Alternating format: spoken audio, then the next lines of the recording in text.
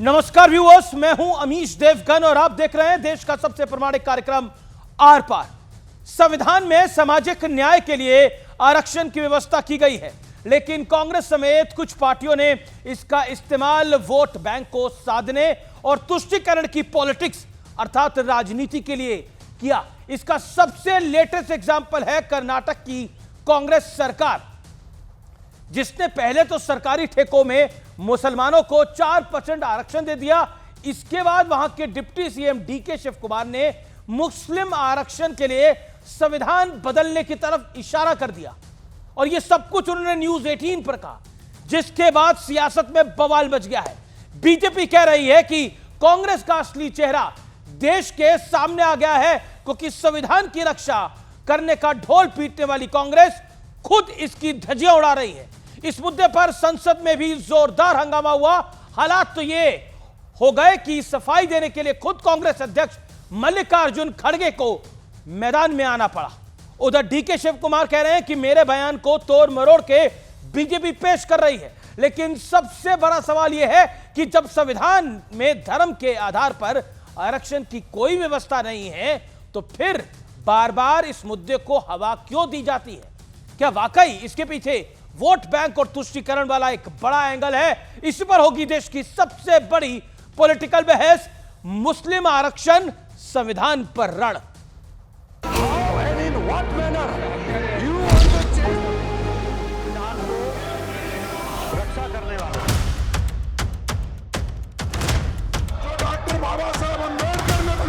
जिस संविधान की कॉपी लहरा लहरा कर चुनाव के दौरान राहुल गांधी बीजेपी को घेरने का प्रयास कर रहे थे, उसी संविधान के मुद्दे पर कांग्रेस गले तक घिर गई है। क्योंकि पहले तो कर्नाटक की कांग्रेस सरकार ने सरकारी ठेकों में 4% मुस्लिम आरक्षण दे दिया और इसके बाद न्यूज 18 इंडिया के मंच पर कर्नाटक के deputy CM DK Shivakumar ने मुस्लिम आरक्षण को लेकर संविधान संशोधन की तरफ इशारा कर दिया, जिस पर संसद से सड़क तक संग्राम छिड़ गया। मुझे पता है कि लोग कोर्ट जाएंगे, अच्छे दिन का इंतजार करते हैं, अच्छे दिन आएंगे। बहुत सारे बदलाव हैं, संविधान बदलेगा।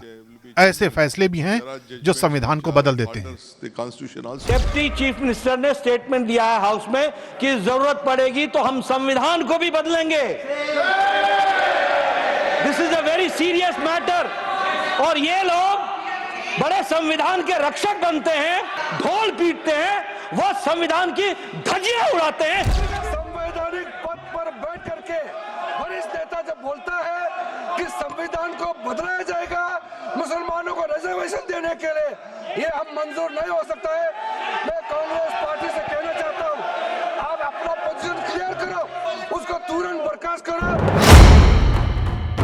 मामला बिगड़ता देख खुद कांग्रेस अध्यक्ष मल्लिकार्जुन खड़गे मोर्चा संभालने आए। देश का संविधान जो डॉक्टर बाबा साहब अम्बेडकर ने बनाया, वो कोई बदल नहीं सकता। रिजर्वेशन भी कोई खत्म नहीं कर सकता। भारत देश के संविधान को बचाने वाले हम लोग हैं और भेड़िए का असली चेहरा सामने आ गया। ये हिडन एजेंडा कांग्रेस का आया है। आने वाले दिन में इन लोगों ने योजना बना ली है भारत को इस्लामिक राष्ट्र बनाना। वो हिंदुस्तान का बंटवारा पुनः चाहते हैं, क्योंकि राहुल गांधी अनफिट है, पॉलिटिकली अनफिट है। I have not said that we are going to change the constitution or not that. Whatever they are quoting is wrong. They are miscarrying it. पिछले साल अमेरिका में राहुल गांधी ने भी आरक्षण पर एक बयान दिया था, जिसके बाद बीजेपी ने यह आरोप लगाया था कि राहुल गांधी दलितों और ओबीसी का आरक्षण समाप्त करना चाहते हैं। We will think of scrapping reservations when India is a fair place. We will think of scrapping reservations when India is a fair place. सवाल है कि हिंदू एकता वाले मंत्र की काट ढूंढने में जुटी कांग्रेस अब खुलकर मुस्लिम आरक्षण का दांव खेल रही है। आज इसी पर होगी देश की सबसे बड़ी बहस। मुस्लिम आरक्षण संविधान पर रण। और अब वक्त है आर पार के सुप्रसिद्ध विश्लेषण का। मुस्लिम आरक्षण के नाम पर कांग्रेस के छल का विश्लेषण। आंध्र प्रदेश, साल था 2004, 12 जुलाई 5% मुस्लिम आरक्षण देने का दावा। 21 सितंबर 2004 को आंध्र प्रदेश हाईकोर्ट ने आदेश को रद्द किया। 7 जुलाई 2007 आंध्र प्रदेश पिछड़ा आयोग की सिफारिश पर फिर 4% मुस्लिम आरक्षण को मंजूरी दी। 8 फरवरी 2010 को इस फैसले को आंध्र हाई कोर्ट ने असंवैधानिक बताया, यानी निरंतर 2004 से प्रयास चल रहा है। अब 22 दिसंबर 2011 में आते हैं, आंध्र प्रदेश में 4.5% मुस्लिम आरक्षण लागू। 22 मई 2012 4.5% आरक्षण कोटा रद्द किया गया। 13 जून सुप्रीम कोर्ट ने हाई कोर्ट के आदेश पर रोक से इंकार कर दिया। 2009 में चुनावी घोषणा पत्र में कांग्रेस पार्टी के आंध्र प्रदेश में कांग्रेस ने अल्पसंख्यकों को आरक्षण का वादा किया था, 2009 में भी। और 2009 में पूरे देश के चुनाव के लिए, पूरे देश में जो चुनाव हुआ यानी नेशनल इलेक्शंस में वादा किया था। अब कर्नाटक में जो करंट मामला है वो क्या है? सरकारी ठेकों में मुसलमानों को 4% आरक्षण दिया गया है सीधे सीधे। डीके शिव कुमार ने मुस्लिम आरक्षण के लिए संविधान संशोधन का इशारा किया है। यह अपने आप में बड़ी बात है। और बड़ा सवाल यह है, क्या मुस्लिम तुष्टीकरण के लिए कांग्रेस संविधान की आत्मा पर प्रहार कर रही है, जो बीजेपी प्रश्न उठा रही है? डॉक्टर सुधांशु त्रिवेदी बीजेपी के मेंबर ऑफ पार्लियामेंट मेरे साथ हैं, मेरे साथ प्रोफेसर संगीत रागी हैं, मेरे साथ विवेक श्रीवास्तव हैं, मेरे साथ लेफ्ट के नेता हैं, मेरे साथ सुनील यादव हैं, समाजवादी पार्टी के नेता हैं, प्रवक्ता हैं, उनका अभिनंदन है। मेरे साथ आदिल हसन जुड़ेंगे, प्रवक्ता AIMIM के। आप तमाम लोगों का अभिनंदन है। विवेक श्रीवास्तव, मेरा शुरुआती सवाल आपसे है और 50 सेकंड में मैं आपसे जानना चाहूंगा कि मुस्लिम आरक्षण किस कीमत के ऊपर, ओबीसी का आरक्षण काटकर आप मुसलमानों को देना चाहते हैं? ये बार बार आरोप लग रहे हैं और अब तो एक डिप्टी सीएम ये औपचारिक रूप से कह रहे हैं। जी देखिए, डिप्टी सीएम साहब तो बैकआउट कर चुके हैं। उन्होंने तो सीधा क्लैरिफिकेशन दे दिया कि मैंने तो इसको इस कॉन्टेक्स्ट में कहा ही नहीं। और श्री जयराम रमेश ने विशेषाधिकार हनन का मोशन पास किया है करण रिज्जू साहब के अगेंस्ट। और मल्लिकार्जुन खड़गे साहब ने भी यही कहा है कि हमने कॉन्स्टिट्यूशन चेंज की बात तो नहीं कही है। ये तो कोई पहली बात। लेकिन दूसरी बात यह है कि आफ्टर ऑल इस देश के अंदर जो माइनॉरिटीज हैं, जो मेजॉरिटी में 90% दलित हैं, जिन्होंने तंग आकर के इस्लाम को अपनाया था, जिनको एक रिलीजियस फ्रीडम जरूर मिली लेकिन इकोनॉमिकली बहुत ही बैकवर्ड हैं, उनके लिए कुछ तो हमें करना होगा। और कुछ ना कुछ प्रयास सभी सरकारें इंडिपेंडेंस से लेकर के आज तक करती आई हैं। तो कहीं ना कहीं वेलफेयर स्कीम्स की एक जरूरत है। कोटा कई बार लागू करने की कोशिश की गई। तो एक सेकंड विवेक यही रुक जाते हैं। सबने उसको माना। विवेक आपने बोला उन्होंने अपनी एक स्टेटमेंट को बैक ट्रैप कर लिया है और मुसलमान बहुत पिछड़े हुए हैं, उनको आगे बढ़ाने के लिए तो करना होगा। तो कर्नाटक के अंदर तो सरकारी ठेकों में मुसलमानों को 4% आरक्षण दिया है, आप उसके पक्षधर हैं। Do you think it was required? जी बिल्कुल। और दूसरी बात मुसलमानों को आरक्षण देने के लिए अगर संविधान भी बदलना पड़े तो उसके लिए भी आपको लगता है कोई गुरेज नहीं होना चाहिए? मेरे ख्याल से अभी इट इज वेरी इमेच्योर्ड। अगर हम ये भी कहें कि डीके शिव कुमार साहब ने ये कहा था तो क्यों कहा था इस स्टेज ऑफ पॉलिटिकल पे सिनेरियो पे, जब लोकसभा के अंदर क्या आपकी स्ट्रेंथ है, ये मेरी समझ के बाहर है। मेरे ख्याल से उनका ये मतलब था नहीं।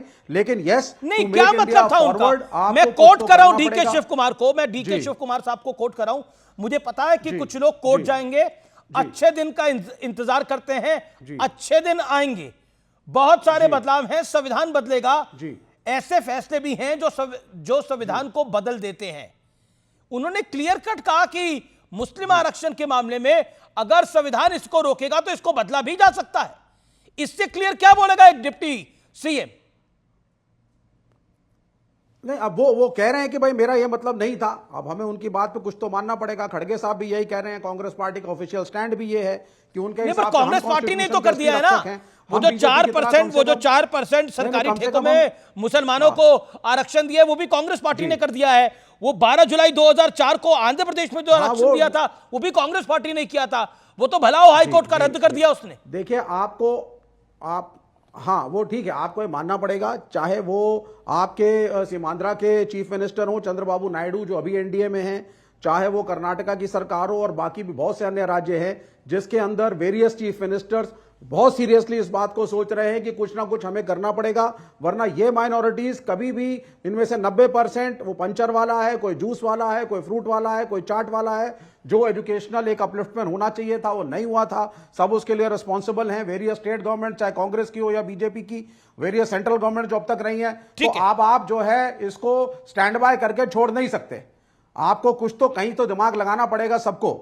अगर नहीं करेंगे आप तो आपका एक वर्ग जो है 20-25 करोड़ जो भी आबादी माइनॉरिटीज की कहेंगे, आपने पॉइंट को रखा कि एक वर्ग को अगर ऊपर बढ़ाना है तो आरक्षण देना पड़ेगा, और मुसलमान पिछड़े हुए हैं। डॉक्टर सुधांशु त्रिवेदी, आरक्षण की आवश्यकता है तो ओबीसी के कोटे का अगर आरक्षण कट जाएगा और अगर ऑपोजिशन की सरकार आती है दे देगी तो बीजेपी इसमें इतनी हाय तौबा क्यों बचा रही है? अभी तो उनकी सरकार आने नहीं वाली है। देखिए अमीश जी, पहली बात, दर्शकों को बहुत अच्छी तरीके से बात समझनी चाहिए इस देश में क्या नैरेटिव चलाया जाता है। जो लोग ऐलानिया कहते हैं कि हमने 800 साल इस देश में हुकूमत की, मतलब बहुत क्लियर बात है, पिछले 800 सालों में जिनकी हुकूमत रही वो कहते हैं हम मजलूम हैं, हमें रिजर्वेशन चाहिए, ठीक है। और जिनकी कोई हुकूमत नहीं रही कहते साहब सारा तो जलवा उन्होंने ही किया था। मैं दर्शकों से कहना चाहता हूं मेरे भाई साफ करो, हम गुलाम थे अगर तो हम अपना निर्णय ले नहीं सकते थे। जब निर्णय नहीं ले सकते थे तो गुलामी के काल में समाज में जो विकृतियां आई उसके लिए हम कैसे जिम्मेदार हैं? नहीं, जिम्मेदार तो आप ही हैं। अगर हम जिम्मेदार हैं और हम निर्णय ले सकते थे तो हम गुलाम नहीं हो सकते थे। नहीं, गुलाम तो आप थे। ये सोचिए, ये डायलेक्टिज्म में फंसाया जा रहा है। गुलाम इसलिए बता के रखना है कि तुम्हारे मन का ग्लानि भाव बना रहे, और उसके बाद गलतियां भी तुम्ही के ऊपर सिद्ध करनी है। और वो लोग जो ये कहते हैं हमने 800 साल इस देश पे हुकूमत की, अभी क्या बोल रहे थे विवेक जी, यानी जो लोग आपके चैनलों पे ऐलानिया बोल चुके हैं हमीश जी कि लाल किला मैंने बनवाया, कुतुब मीनार मैंने बनवाया, आगरे ताजमहल मैंने बनवाया, वो अब पंचर बनाने लगे। अब ये सोचने की बात है कि जो लाल किला कुतुब मीनार बना रहे थे, अभी विवेक जी कह रहे हैं कोई पंचर बना रहा है, कोई रेवड़ी लगा रहा है। वैसे हम किसी काम को बुरा नहीं मानते, परंतु मैं पूछना चाहता हूं सन 47 तक भी उसमें कितनी मुस्लिम रियासतें थी, जो मैं पहले बोल चुका हूं। ये माइनॉरिटी की बात करते हैं, कोई क्रिश्चियन रियासत थी, कोई यहूदी रियासत थी, कोई पारसी रियासत थी, कोई जैन रियासत थी, कोई बौद्ध रियासत थी, नहीं थी। कोई हुक्मरान वक्त था, कोई निजामुल मुल्क था, कोई बादशाह था, कोई नवाब थे। हाँ, अरे भाई मेरी बात सुनिए ना, सन 47 में भारत में तमाम मुस्लिम रियासतें थी। नवाब पटौदी, नवाब जूनागढ़, नवाब लखनऊ, नवाब रामपुर, नवाब भोपाल और हैदराबाद के निजाम। और मेरे भाई अब वो पंचर कैसे बनाने लगे, जरा मुझे ये बता दो। बिल्कुल ठीक, बहुत साफ मैं पूछना चाहता हूं। नहीं सुधांशु, मेरा एक लाइन। इन्होंने अभी बोला कि अभी तो पार्लियामेंट में कोई मेजॉरिटी थी। कैसे बोले विवेक जी? अभी उन्होंने क्यों बोला, किस कॉन्टेक्स्ट में? अभी तो पार्लियामेंट में कोई संख्या नहीं है, यानी ये इंतजार कर रहे हैं जिस दिन पार्लियामेंट पे जयचंदों और मीर जाफरों की मेजॉरिटी होगी उस दिन हिंदुस्तान में संविधान का कत्ल किया जाएगा। ओके, क्या बोला है? ओके, ये बड़ी लाइन है, ये बड़ी लाइन है। सुनील यादव और जिस दिन जयचंदों और मीर जाफरों की मेजॉरिटी होगी उसी दिन भारत का बाबा साहब अंबेडकर के संविधान में राजा मुसलमान है, इसका मतलब ये नहीं कि सारी प्रजा जो मुसलमान है वो रूल कर रही है। आप टेक्निकली गलत हैं सुधांशु। अगर औरंगजेब और हिंदुओं में तो जो रूल भी नहीं कर रहे थे वही गलती कर रहे थे। गजब है साहब। सर एक मिनट सुनिए ना, अगर राजपूत राजा है तो सारे राजपूतों की रूल नहीं कर रहे थे उन्हीं की गलती है। आप गलत बोल, गजब का तर्क है भाई, बिल्कुल गलत कह रहे हैं आप। राजा राजा होता है, आप बिल्कुल फैक्चुअली गलत कह रहे हैं। राजा अगर मुसलमान है इसका मतलब ये नहीं कि सारे मुसलमानों की बल्ले बल्ले। अगर हिंदू राजा है तो इसका ये मतलब नहीं कि सारी की सारी हिंदू आवाम की बल्ले बल्ले। राजा राजा होता है, वो सेलेक्टिव नोबल्स के साथ रूल करता है, कर और खजाने को भरता है। ये हाँ, और मुगलों के अंदर भी राजपूतों का खून था। नहीं तो मुझे ये आप बताइए, राजपूत थी, तो ये मत कहिए आप लोग मुगलों के अंदर राजपूतों का खून था। ये कहना कि साहब मुसलमानों का रूल नहीं था जी। नहीं, मैं तो बिल्कुल क्लियर कह रहा हूं। आप ये कह रहे हैं कि मुसलमानों का रूल था, मुसलमान राजा का मतलब ये थोड़ी ना होता है कि वो दलित जिन्होंने इस्लाम अपनाया ये न राजा मुसलमान की बात है, ये तो संविधान की बात है। ये संविधान की बात करते करते राजा मुसलमान कहां से आ गया? ओके, ये 800 साल का एग्जाम्पल दे रहे हैं, ये एब्सर्ड बात है ना। मैं तो आज में बात कर रहा हूं, मैं 800 साल जा ही नहीं रहा। आज के इस एडिशन के अंदर मैं बात कर रहा हूं आज मैंने की। तो 800 ओके, साल सुधांशु पहले त्रिवेदी, clarification दे दिया। आरक्षण की बात करते करते राजा मुसलमान कहां से आ गया? अब मैं बता रहा हूं, देखिए फिर देखिए नहीं, इन्होंने कितना कहा तो हमने मजेदार बताया। तर्क- विवेक शांत, इन्होंने कहा विवेक ना, शांत। सारे दर्शकों से कहूंगा फिर इनका तर्क देखिए। इन्होंने कहा कि राजा हो जाने से कुछ नहीं हो जाता। तो ये बताइए, हिंदुओं में आप जिसको कहते हैं, जिन लोगों को, उनमें तो सिर्फ एक ही कास्ट थी मेजॉरिटी राजा जिसके थे। अरे आप जिस बिरादरी के हैं विवेक श्रीवास्तव जी, कितने कायस्थ राजा थे? फिर कैसे कहा जाता कि कायस्थ बहुत ऊपर चले गए? हार्डली। और कायस्थ जो है वो ऊपर है, इसलिए रिजर्वेशन उनको नहीं दूसरों को मिलना चाहिए। जवाब दीजिए ना। एक तरफ तो राजा हो जाए तो बल्ले बल्ले नहीं होती, यहां बगैर राजा हुए बल्ले बल्ले हो गई कायस्थों की। बताओ भाई, जवाब दो विवेक श्रीवास्तव। इसीलिए ये जो फर्जी लॉजिक आप लोग देते हैं ना लेफ्टिस्टों वाले, कि वो दोनों चित भी मेरी पट भी मेरी, और जनता को समझ में आने लगी। मुझे जवाब दे दीजिए। ठीक है, कायस्थों का तो एक भी राजा नहीं था, फिर कायस्थों बल्ले बल्ले कैसे हो गए? ठीक है, आप अरे भाई, हम कोर्टों में काम करते थे, मुंशीगिरी करते थे, चाहे राजपूत राजा थे चाहे कोई भी राजा था, तो हमने एक वर्चस्व बनाए रखा। इसका एक कारण है। और औरंगजेब के कोर्ट के अंदर 30% से ज्यादा के नोबल्स हिंदू थे, 80% से ज्यादा का एडमिनिस्ट्रेटिव स्टाफ हिंदू था। तो यह कहना कि कोई मुस्लिम राजा है तो सिर्फ मुस्लिमों का ही एक बढ़ेगा वर्चस्व, वो भी वो दलित अनटचेबल्स जिनको कन्वर्ट करके इस्लाम में वो अपने को बचाने के लिए आए। तो ये मैं कह रहा हूं आज के विषय पे चर्चा है। ओके। लेकिन क्या जो कर्नाटक में हुआ है, 4% मुस्लिम आरक्षण दिया गया है सरकारी ठेकों में, क्या ये सुनील यादव सही है? और ठीक किया गया जो संविधान बदलने की बात है, जिसको डीके शिव कुमार कह रहे हैं, क्या उत्तर प्रदेश में आपका शासन आएगा, आप भी यही करेंगे? देखिए अमीश भाई, क्योंकि बहुत महत्वपूर्ण मुद्दे पर आप डिबेट कर रहे हैं, तो मैं थोड़ा सा आपको संशोधन आपकी बातों में करूंगा और थोड़ा संशोधन भारतीय जनता पार्टी के सम्मानित प्रवक्ता हैं उनकी बात पर करूंगा। एक तो आपने जब डिबेट ओपन की तो आपने कहा कांग्रेस ने यहाँ आरक्षण दे दिया, यहाँ दे दिया। आपके दर्शकों को मालूम होना चाहिए कि उत्तर प्रदेश जहाँ योगी आदित्यनाथ जी मुख्यमंत्री हैं, वहाँ भी जो मुस्लिम ओबीसी में आते हैं उनको आरक्षण मिलता है। बिहार में जहाँ नीतीश कुमार जी मुख्यमंत्री हैं और भारतीय जनता पार्टी के सहयोग से हैं, वहाँ भी जो मुस्लिम ओबीसी कैटेगरी में आते हैं उनको आरक्षण मिलता है। वही स्थिति महाराष्ट्र की है। और आपके दर्शक अब चौंक जाएंगे कि गुजरात में जब माननीय नरेंद्र मोदी जी मुख्यमंत्री थे तो उन्होंने मुसलमानों की कुछ जातियों को पिछड़ी जातियों में डाला और दिल्ली में स्वर्गीय अटल बिहारी वाजपेयी जी से अनुरोध करके उसको राष्ट्रीय कमेटी में भी, जो समिति होती है, उसमें भी डलवाया।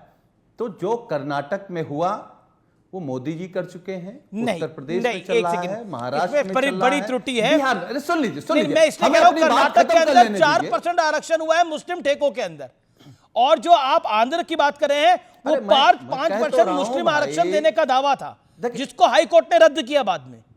देखिए, ओके, मेक योर पॉइंट।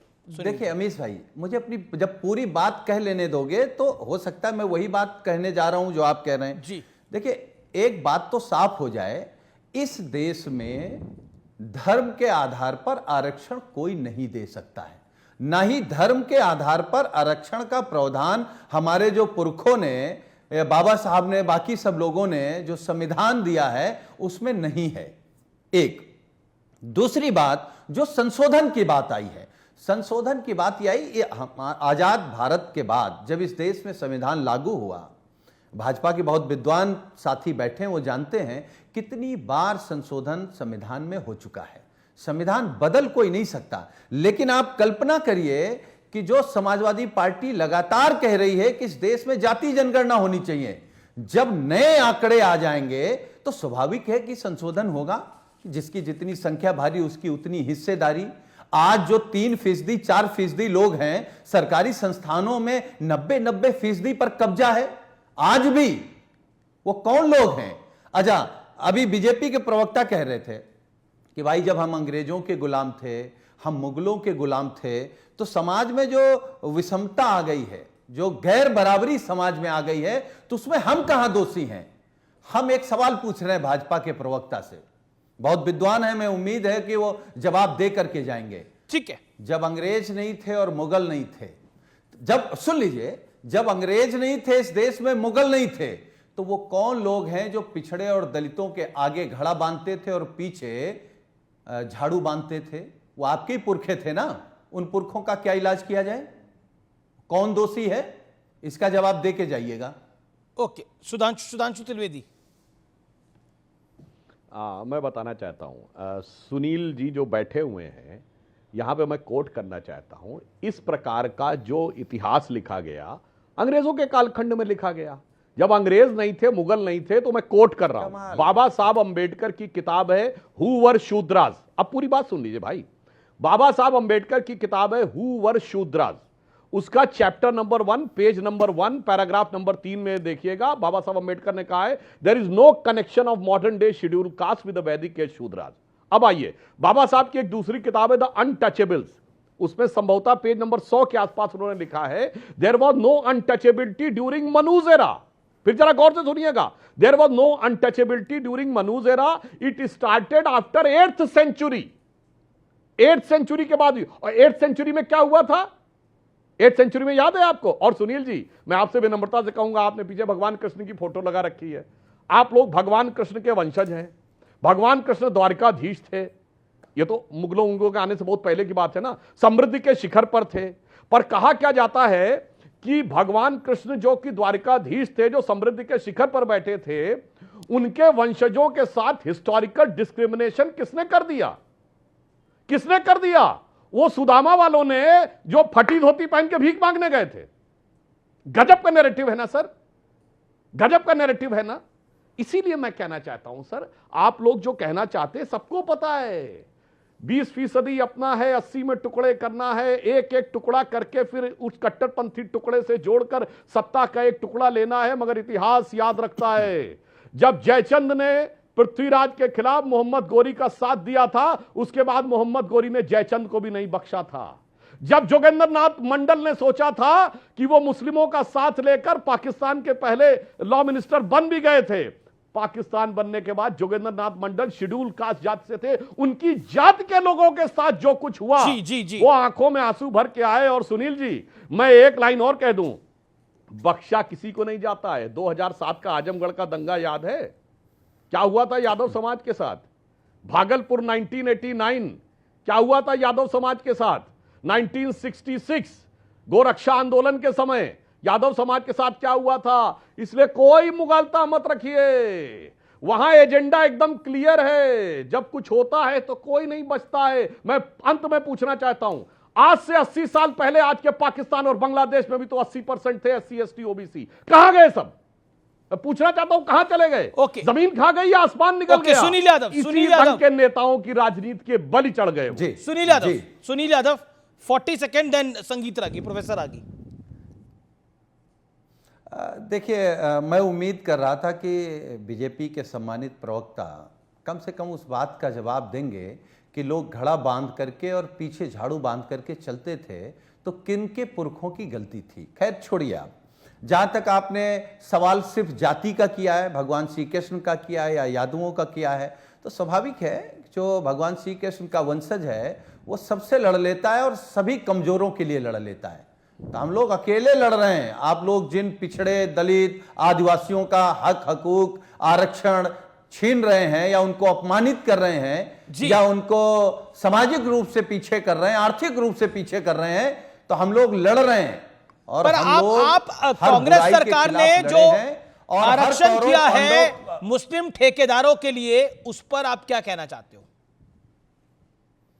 मैं एक लाइन में अमीश भाई, आपके कार्यक्रम में मैंने कह दिया कि इस देश में धर्म के आधार पर आरक्षण नहीं लागू हो सकता है। तो विरोध किया सदन के अंदर, आज आपके पास मौका था। के संविधान में संशोधन होगा। जाति जनगणना के बाद तो होगा ना संशोधन। ओके, नहीं विरोध, okay okay okay okay professor आगी, प्रोफेसर आगी, प्रोफेसर आगी, ये अगर गरीब कब्जा करके बैठेंगे, जी, अगर गरीब मुसलमानों को कुछ मिल भी जाता है तो किसी का क्या जाता है? अब सरकारी ठेकों में अगर मुसलमानों को 4% आरक्षण मिलता है, वो तो बराबरी की बात है। हमेश देखिए, पहला तो यह है कि कांग्रेस पार्टी चाहती है कि मुसलमानों के वोट बैंक का वो ठेकेदार बने और लालू का बिहार में नस दबाए और मुलायम सिंह के पुत्र अखिलेश यादव का नस जो है उत्तर प्रदेश की राजनीति में दबाए। ये तो उसका राजनीतिक पहलू हुआ। लेकिन दूसरा पहलू ये भी जानिए कि आज़ादी के पश्चात से जिन मुसलमानों ने इस देश पर बंटवारा थोपा और अस्मिता और अपनी पहचान के नाम पर बंटवारा थोपा, उन्हीं मुसलमानों के और उन्हीं ताकतों को कांग्रेस पार्टी पंडित जवाहरलाल नेहरू जी के समय से उन्हीं को खाद पानी देता आया। और ये आज की बात नहीं है, कॉन्स्टिट्यूएंट असेंबली डिबेट पढ़िएगा तो उसमें पता लगेगा कि बेचारे मुसलमान, ये पंडित नेहरू की उक्ति है, ये कहीं और से नहीं हम बोल रहे हैं। सरदार पटेल को बाद में कहना पड़ा था उत्तर प्रदेश की एक सभा में कि भाई ये कहाँ से का एक मुसलमान राष्ट्रभक्त हो गए, ये जाते क्यों नहीं है, पाकिस्तान क्यों नहीं भाग रहे? कल तक तो ये मुस्लिम लीग जिन्ना के साथ खड़े थे। अब दूसरा देखिए, इफ्तार की पार्टी थी, उसमें श्रीमती सोनिया गांधी थी और इफ्तार की पार्टी दिया कौन था? मुस्लिम लीग ने दिया था। तो जो पहले मुस्लिम लीग थी, इंडियन मुस्लिम लीग देने से, खाल ओढ़ लेने से, नाम बदल देने से कोई अंतर नहीं पड़ता है। खाल बदलवाने की बहुत बार की कोशिश की गई है। पहले मुस्लिम कॉन्फ्रेंस हुआ करता था जम्मू एंड कश्मीर में, तब उसको सेकुलर बनाने की कोशिश की गई थी नेशनल कॉन्फ्रेंस से, लेकिन नेशनल कॉन्फ्रेंस का चरित्र वही था, इस्लामिक चरित्र ही रहा। इसलिए यह ध्यान रखिएगा, इस देश को पेट्रोल, देश में पेट्रोल छिड़कने का काम, जॉर्ज सोरेस के एजेंडे को इस देश में लागू करने का काम फेल कर गया था। लेकिन राहुल गांधी फिर से, उनकी पार्टी फिर से तेल छिड़कने का काम कर रही है। अब आप इसकी प्रतिक्रिया देखिए। कल जाकर के कर्नाटक का सारा हिंदू सड़क पर आ जाए और कांग्रेस पार्टी को खदेड़ना शुरू कर दे, तब आप स्थिति क्या होगी आप जरा सोच लीजिएगा कि इस देश में जिन मुसलमानों ने देश का विभाजन किया, हमें उन्हें रिजर्वेशन देना स्वीकार नहीं है। देश उनको मिल चुका है भाई। आप सुन लीजिए, 23% पहला फैक्ट ये है कि मुस्लिम लीग फिर भी इस बचे हुए भारत में उनको न्यूज 18 पे मेरे साथ जब तारिक फतेह साहब थे, आप सुनिए ना सर, अरे आप सुन तो लीजिए सर, इसी चैनल के ऊपर तारिक फतेह के साथ डिबेट के अंदर हमने फैक्ट्स प्रेजेंट करे थे कि जब मुस्लिम लीग में इलेक्शन हुआ था पार्टीशन को लेकर के, तो उत्तर प्रदेश और बिहार के कुछ मुसलमानों को छोड़कर पंजाब जैसे बहुत सारे सूबों ने बंगाल में थी जहां जॉइंट हिंदुस्तान के लिए वोट किया था। तो आप फैक्चुअली इनकरेक्ट हैं, आप फैक्चुअली इनकरेक्ट हैं। पहले तो सारे मुसलमानों ने मुस्लिम लीग को समर्थन नहीं दिया था। ये हमको वामपंथी गिरोहों से इतिहास नहीं सीखना है। किस क्षेत्र के मुसलमान ने ये वामपंथी गिरोहों से इतिहास एक करके बड़ी खबर आ रही है राणा सांगा के मुद्दे पर। राणा सांगा के मुद्दे पर समाजवादी पार्टी के सांसद के एक बयान के बाद खूब हंगामा मचा हुआ है।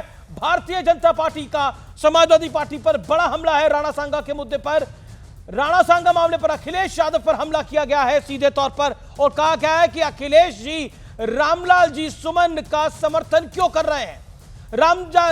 रामजी लाल सुमन ने राणा सांगा का अपमान किया है। और इसके अलावा अखिलेश यादव ने कहा है कि बीजेपी इतिहास को सही से प्रस्तुत नहीं करती है, यह सीधे तौर पर कहा है।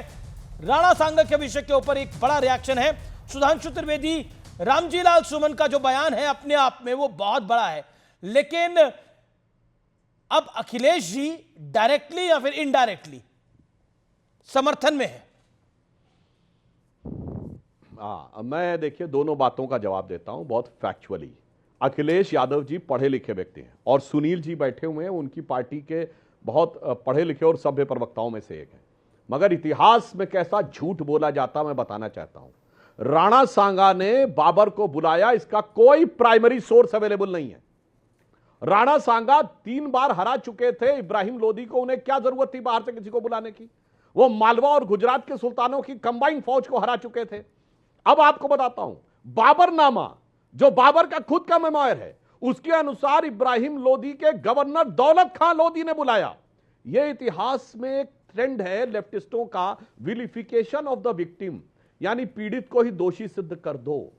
ये उसका षड्यंत्र है। और मैं पूछना चाहता हूं, चाहे रामजीलाल सुमन जी हो या अखिलेश यादव जी, 1526 में पानीपत की पहली लड़ाई में बाबर ने इब्राहिम लोदी को हराया, मगर गाजी की उपाधि तो नहीं ली।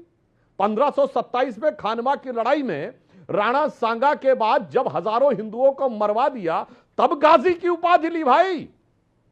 इसमें कोई फर्क किंतु परंतु नहीं है। और अगर इनकी बात जो झूठ है, अगर ये अपनी बात को भी सच मानते हैं तो बाद में क्या हर्ष होता है देख लो। मैं एक पंक्ति राणा सांगा के लिए कहना चाहूंगा, अरे ये कुछ भी बोले, तरुके पत्ते पत्ते पर अंकित राणा की अमर कहानी है, मिटी नहीं पर्वत पथ से चेतक की चरण निशानी है। सांगा के 80 घाव लगे, मरहम पट्टी थी आंखों पर, फिर भी उसकी 80 बिजली सी, 80 मतलब तलवार, फिर भी उसकी 80 बिजली सी, फिर गई छपा छप लाखों पर। अब भी करुणा की करुण कथा हम सबको याद जबानी है, राणा तू इसकी रक्षा कर, ये सिंहासन अभिमानी है। और अमीश जी, लाइटर नोट पे मैं कहूंगा, समाजवादी पार्टी को माफी मांग लेनी चाहिए। आप औरंगजेब का गुणगान कर चुके, बाबर के लिए आप पहले लड़ चुके, और अब आप जो ये करने का प्रयास कर रहे हैं बहुत साफ हो गया, इनका ठेका साफ है, इरेडिकेशन ऑफ सनातन धर्म। और लाइटर नोट में मैं कहूं, समाजवादी पार्टी को जानते क्या कहना चाहिए? एक लाइन जो पुराना गीत था आपको याद है ना, उन्हें कहना चाहिए, मेरी सारी बुद्धि और समझदारी मैकाले और मार्क्स के कदमों में जाके सो गई, मुझको राणा जी माफ करना, गलती मारे से हो गई। इन्हें यह कह देना चाहिए, क्योंकि जिनके दिमाग में मैकाले और मार्क्स का मल भरा हुआ है, उनको ही ये झूठे इतिहास दिखाई पड़ते हैं। औरंगजेब का गुणगान, कहता हूं प्राइमरी सोर्स दिखाई, और राणा सांगा के लिए ये शब्द, और फिर आप बोलते हैं हमारा एजेंडा तो विकास है, हमारा एजेंडा तो नौकरी है। देखिए सुनील यादव, कैसे विश्वास करेगी देश की जनता, प्रदेश की जनता? नहीं अमीश भाई, जब देश की जनता इतिहास पढ़ेगी, और जिस औरंगजेब की आप बात कर रहे हैं, हम लोगों ने कई बार कहा कि औरंगजेब हो या बाबर हो, इस देश का नायक नहीं हो सकता है। एक दूसरी बात, हमारे नेता माननीय अखिलेश यादव जी ने कहा कि भारतीय जनता पार्टी को इतिहास पढ़ना चाहिए। जब औरंगजेब और छत्रपति शिवाजी महाराज जी को लेकर के इस देश में डिबेट चल रही थी, तो हमारे नेता ने एक बात कही, एक सवाल खड़ा किया, और उस सवाल का जवाब आपके पैनल में कोई भी भारतीय जनता पार्टी का समर्थक या आरएसएस का समर्थक हो, वो दे करके जाए देश के सामने, कि जब छत्रपति शिवाजी महाराज जी का राज तिलक हुआ, तो वो कौन सी व्यवस्था थी और वो कौन सी सोच थी जिसने नहीं, मुझे ये बताइए, नहीं, आप इधर उधर की बात करें, मैं आपको पूरा समय दे रहा हूं बात करने का। राणा सांगा को गद्दार क्यों कहा गया? समाजवादी पार्टी के राज्यसभा सांसद रामजीलाल सुमन ने राणा सांगा को गद्दार क्यों कहा? शिवाजी महाराज जी के, भाई हम कह रहे हैं एक एक बात कर लो ना, क्यों कहा? नहीं रहे राणा सांगा अगर इस देश के लिए लड़े तो हम उससे भाग नहीं रहे, हम ये कह रहे हैं कि नहीं, तो रामजीलाल सुमन ने क्यों कहा राणा सांगा के लिए? सुन लीजिए, एक इंडिया अलायंस की पार्टी मुसलमानों को ठेकेदारी में आरक्षण देगी, उसके बाद डिप्टी सीएम बोलेगा हम संविधान को बदल देंगे। एक पार्टी इंडिया अलायंस की औरंगजेब की तारीफ में कसीदे पड़ेगी, उनका बड़ा नेता, और अब राणा सांगा को आप गद्दार बोलेंगे, और फिर बोलेंगे हमारा नैरेटिव तो ये। अरे सुन लीजिए, मैं तो सुन ही रहा हूं आपको। आप बीजेपी के एजेंडे पर मत, मैं बीजेपी का एजेंडा नहीं हूं। तो राणा सांगा गद्दार है, ये भी राणा सांगा गद्दार नहीं है, ये बीजेपी का एजेंडा है क्या? ये देश का एजेंडा होना चाहिए। राणा सांगा इस देश का वीर सपूत है। अच्छा, ये देश का एजेंडा। समस्या यही हो गई कि राणा सांगा को गद्दार कहने पर आपको लगता है कि अगर कोई सवाल पूछता तो वो बीजेपी का एजेंडा है। बीजेपी को छोड़िए, आरएसएस को, हम आपसे पूछ रहे हैं अमीश भाई, छत्रपति शिवाजी महाराज के राज तिलक पे वो कौन व्यक्ति था जिसने पैर के अंगूठे से तिलक किया? उसका सर कलम होना चाहिए था कि नहीं? राणा सांगा गद्दार था? अगर शिवाजी महाराज जी, मैं आपसे सवाल पूछ रहा हूं राम जी, आप बोलने की हिम्मत नहीं कर रहे। उसका सर कलम कर देता। देखिए सुनील यादव, आप बोलने की हिम्मत नहीं कर रहे कि रामजीलाल सुमन ने गलत बोला रामजीलाल सुमन ने। देखिए, इस देश के वीर सपूतों के खिलाफ कोई नहीं बोल सकता, बोला रामजीलाल सुमन ने। समाजवादी पार्टी के राज्यसभा सांसद ने बोला तिलक अगर पैर के अंगूठे से हो। मैं पूछ रहा हूं गद्दार किसने बोला? गद्दार क्यों बोला राणा सांगा को?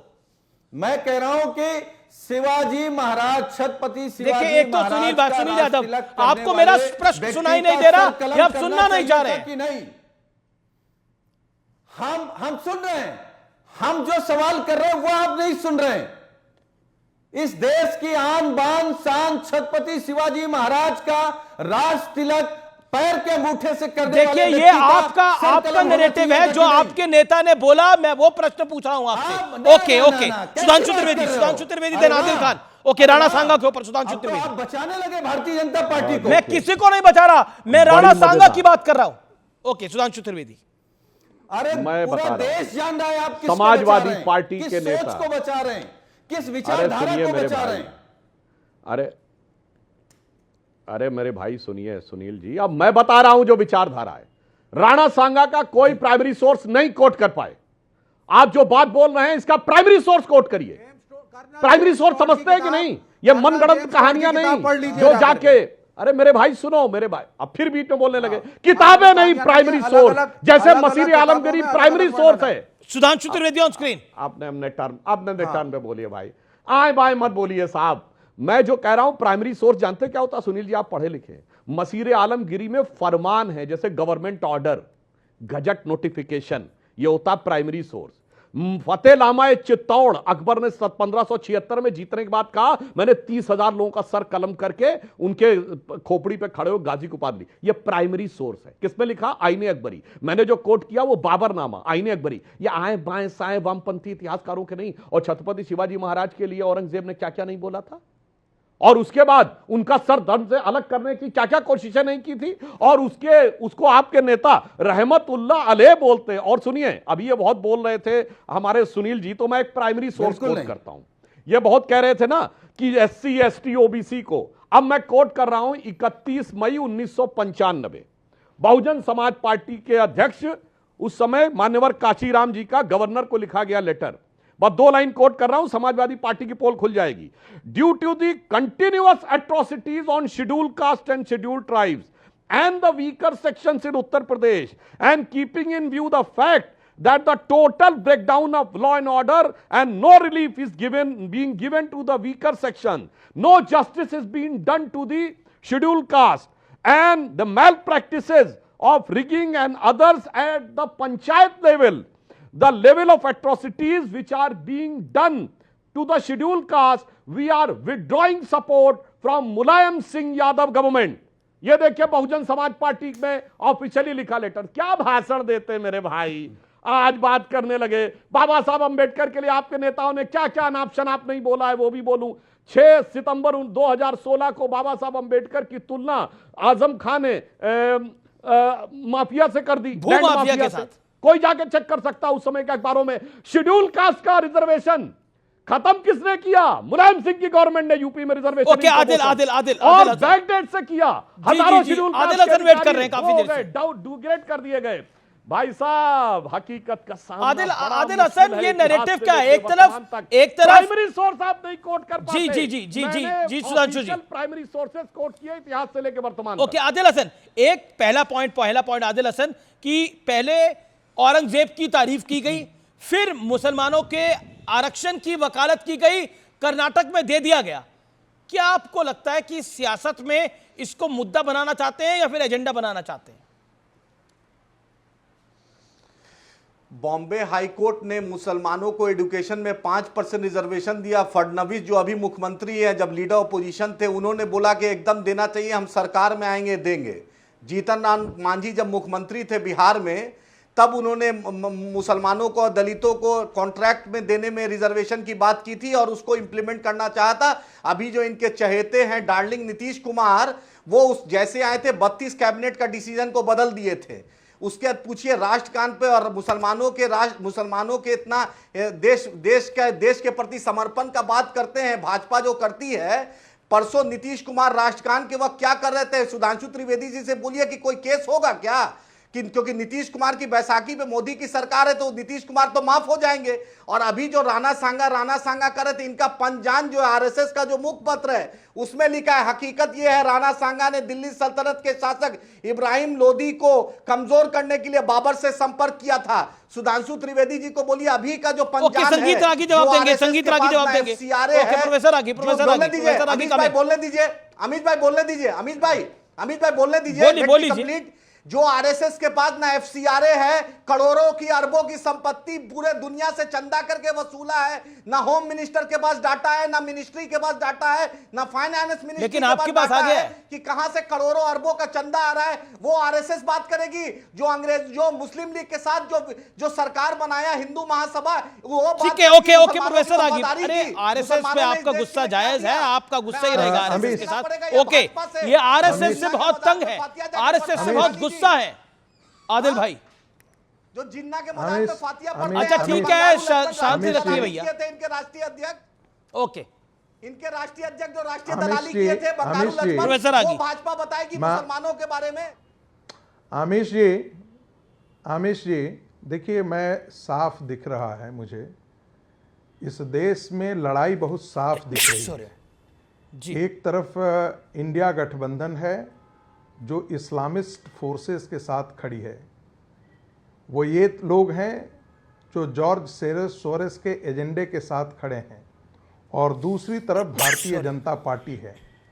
आने वाले दिनों में ये लड़ाई और तेज होगी। के साथ खड़ी है पाकिस्तान और मैं साफ मुझे दिख रहा है, चाहे वो संबल हो, पर जाती है, हिंदू समाज न संबल को छोड़ेगा, वो भाजपा, और न काशी को छोड़ेगा, न अन्य जगहों को छोड़ेगा। मणिपुर पे और देखिएगा, वक्फ बोर्ड के मामले पर ये सारे इंडी गठबंधन जो है इस्लामिक फोर्सेस के साथ खड़े होंगे। अरे इंडिया बोलिए, इंडिया, ध्यान में हमें मत भूलना चाहिए।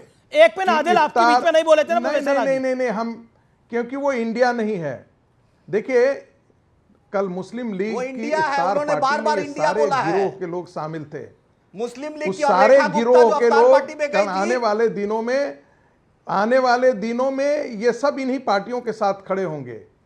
ये संभल का चाहे मुद्दा हो, चाहे वो वक्फ बोर्ड का मामला हो, सारे मुद्दों पर ये उनके साथ खड़े होंगे। और आने वाले दिनों में ये लड़ाई तेज होगी, और इस देश आने वाले दिनों में मैं देख रहा हूं, देश एक निर्णायक मोड़ पर जरूर पहुंचेगा जिसमें इनको हार भुगतनी पड़ेगी।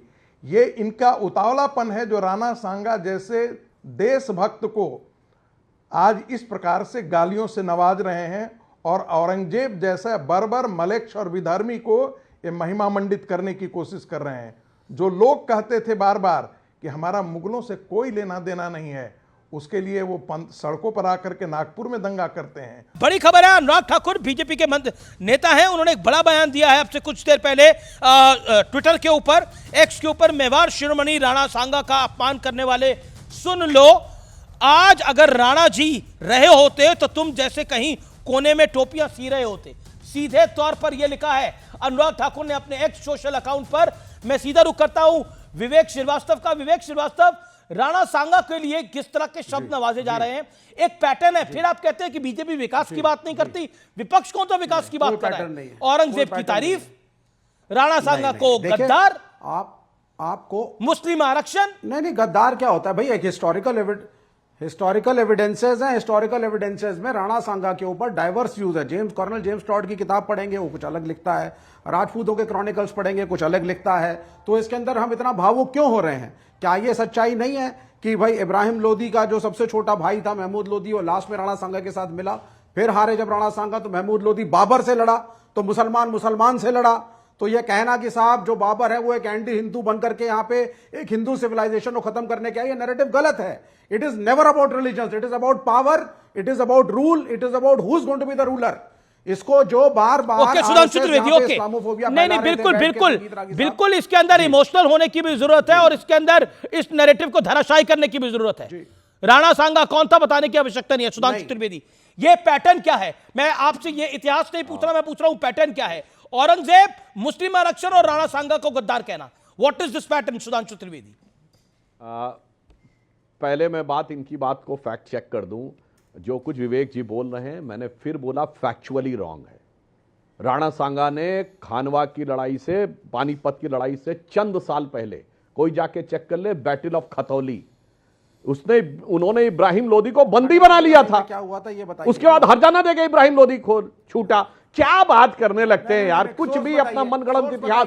किसको कोट किया? विदेशियों को कोट किया। सोर्स बताइए अब सुनिए, सोर्स मैंने कहा बाबरनामा सोर्स है। आपने तो सोर्स अंग्रेज को कोट किया ना, यही इसीलिए वीएस नायपॉल ने कहा है इंडिया ए वुंडेड सिविलाइजेशन। सुनिए, वही तो मैं कह रहा हूं। और सुनिए, जिस कर्नल जेम्स टॉड की आपने बात कही, दोस्तों, ये कि भारत के हिंदू राजा, अब पूरी बात सुनिए, आप बोल रहे थे मैंने डिस्टर्ब नहीं किया था, शांति से अपनी बात सुनिए अपने टर्न पे। कर्नल जेम्स टॉड ने annuls and antiquities of Rajasthan में यह भी लिखा है कि भारत के हिंदू राजा जो लड़ते थे वो इतनी हाई मॉरल वैल्यूज के साथ लड़ते थे कि लगता था जैसे वो शक्ति प्रदर्शन का टूर्नामेंट हो। वो मारने वाले का किंगडम तबाह नहीं करते थे, उसका सर तन से जुदा नहीं करते थे। फिर वो भी तो बोलो मेरे भाई, हर जगह से चुन चुनकर भारत के खिलाफ बोलना। मगर आज का पैटर्न क्या है मैं बताना चाहता हूं अमीश जी। आज पैटर्न यह है कि रहमतुल्लाह अलैह है और राणा सांगा गद्दार है। सोचिए, अबू आजमी ने रिग्रेट करने वाले अपने ट्वीट में रहमतुल्लाह अलैह लिखा है औरंगजेब को। वहां पे नारे लगे बादशाह आलमगीर औरंगजेब जिंदाबाद बोलने वाले लोग। वो लोग आकर शिवाजी संभाजी के बारे में कहते हैं कि ये तो ऐसी ही फालतू की मूवी है, फलाना है, ढिमाका है। अब बढ़ते बढ़ते राणा सांगा तक पहुंच गए। राणा सांगा भारत के इतिहास के उन अप्रतिम योद्धाओं में से एक हैं जिन्होंने 80 घाव थे। नेल्सन, जिसे अंग्रेजों में कहते हैं ना, इंग्लैंड की हिस्ट्री में नेल्सन ये था कि एक हाथ कटा था, एक पैर कटा था और एक आंख। राणा सांगा उस वीरता के साथ लड़ते थे, मगर भारत की वीरता के हर प्रभाव को कुंद करके गुलामी की मानसिकता को भरना है। और ये वही जॉर्ज सोरोस का, ये वही एजेंडा है जो Henry Lucy foundation. Sunil Yadav, आप शांत रहिए। सुनील यादव, ये गुलामी की मानसिकता को तमगे की तरह आप लोग क्यों लगाना चाहते हैं? पहले औरंगजेब की तारीफ करते हैं अबू आजमी, आपके वरिष्ठ नेताओं में से एक, और अब आपके सांसद राणा सांगा को गद्दार कहते हैं। बचा क्या है बचाने को? देखिए अमीश भाई, मुझे लगता है अगर मुझे 1 मिनट भी आप बोलने देंगे तो हम सब बातें अपनी रख लेंगे। राणा सांगा गद्दार थे। मातृभूमि के लिए इस मातृभूमि के लिए जो एक क्षण भी लड़ा है वो हमारा हीरो है। एक दूसरी बात, भारतीय जनता पार्टी के प्रवक्ता को बहुत इतिहास की जानकारी है। हम केवल एक बात पूछना चाहते हैं, सिंधिया परिवार का क्या इतिहास है जिनको आपने मुख्यमंत्री बनाया और फिर बाद में पहले तो राजस्थान में मुख्यमंत्री बनाया, फिर मध्य प्रदेश में भी ले लिया। क्या सिंधिया परिवार के लोगों आप ने सिंधिया परिवार को गाली दीजिए, राणा सांगा को गद्दार करिए, चलिए आपकी मर्जी है, आपकी इच्छा है। लेकिन एक आज का शुभ विचार, आज का विचार मैं दे देता हूं, दिखावे के लिए अच्छा मत बनो। परमात्मा आपको बाहर से नहीं बल्कि भीतर से भी जानता है। ये मेरा निवेदन है कई लोगों से।